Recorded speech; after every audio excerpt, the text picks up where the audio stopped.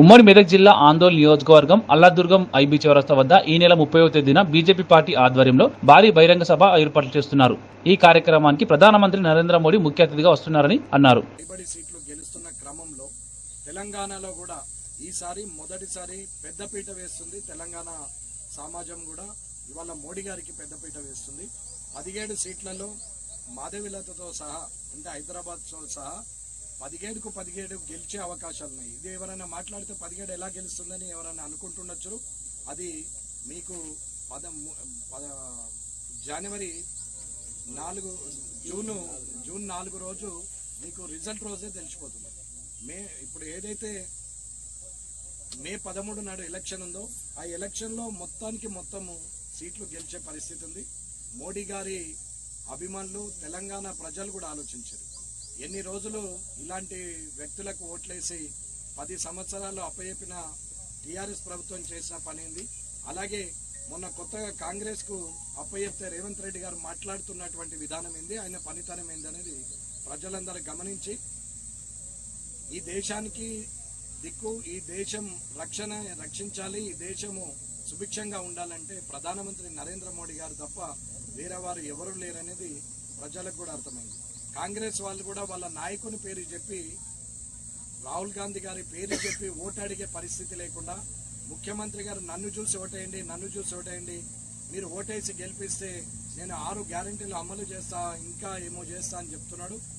ఏది తెలియకుండా ఇష్టం ఉన్నట్టు మాట్లాడుతున్నాడు. ఇంకా జడ్పీటీసీగానే ఆలోచిస్తున్నాడు తప్ప ఆయన ముఖ్యమంత్రి స్థానంలో ఉండి మాట్లాడుతున్న పద్ధతి లేదు.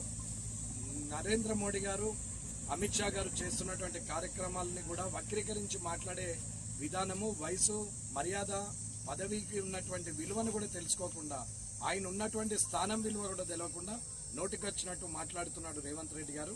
10 సంవత్సరాలు అరిచినటువంటి వ్యక్తిని, వాళ్ళ భాషలో చెప్పాలంటే మొరిగేటువంటి వ్యక్తిని ఏం చేశారు జనం అనేది తెలుసుకొని ఈసారి ఈ ముఖ్యమంత్రి కూడా అరవాలనా మొరగాలనా అనేది ఆ విధంగా వారు పర్యటించడం జరిగింది. ఆ తర్వాత అమిత్ షా గారు కూడా హైదరాబాద్కి వచ్చారు. మొన్న అమిత్ షా గారు సిద్దిపేటకు కూడా రావడం జరిగింది. ఈరోజు మరొకసారి ప్రధానమంత్రి గారి పర్యటన అనేది రాష్ట్రంలో ఇంకా వాతావరణాన్ని రెట్టింపు చేస్తుందని చెప్పి మేము భావిస్తున్నాం. ఎందుకంటే ప్రజలందరూ కూడా కోరుకుంటున్నారు, మోడీ గారిని చూడాలి, మోడీ గారి మాట వినాలి అనేది కూడా భావిస్తున్నారు. ముఖ్యంగా ఈ రాష్ట్రంలో ఉన్న ప్రధాన పక్షాలు ఏవైతే ఉన్నాయో, మొన్నటి వరకు అధికారంలో ఉన్న బీఆర్ఎస్ కానీ, ఇప్పుడు అధికారంలో ఉన్న యొక్క కాంగ్రెస్ కానీ, వీళ్ళు తీవ్రమైన యొక్క ఫ్రస్ట్రేషన్లో ఉన్నారు. ఎందుకంటే బీఆర్ఎస్ అయితే ఒక్క సీట్ అయినా గెలుస్తుందా లేదా అనే యొక్క ఆలోచనతో ఉన్నారు. కాంగ్రెస్ పార్టీ వాళ్ళు మెజార్టీ సీట్లు గెలుచుకోవాలనుకున్నారు, కానీ 3-4 వస్తాయా రావా అనే యొక్క డైలమాలో ఉన్నారు.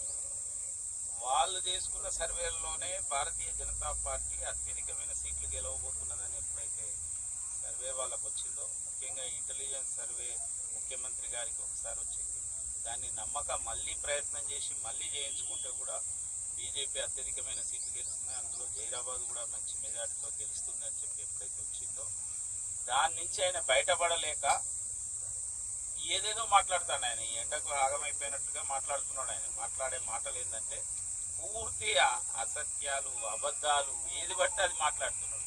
ఈ దేశంలో రాష్ట్రంలో కానీ వాళ్ళు ఎప్పుడైనా బీసీని ముఖ్యమంత్రి చేసిందా కాంగ్రెస్ పార్టీ?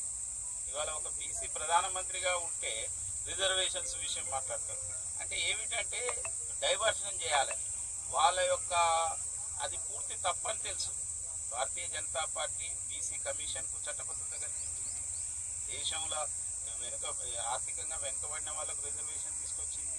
తర్వాత ఒక దళితుడిని రాష్ట్రపతి చేయడం జరిగింది. మొట్టమొదటిసారి ఒక గిరిజన మహిళను రాష్ట్రపతి చేయడం జరిగింది.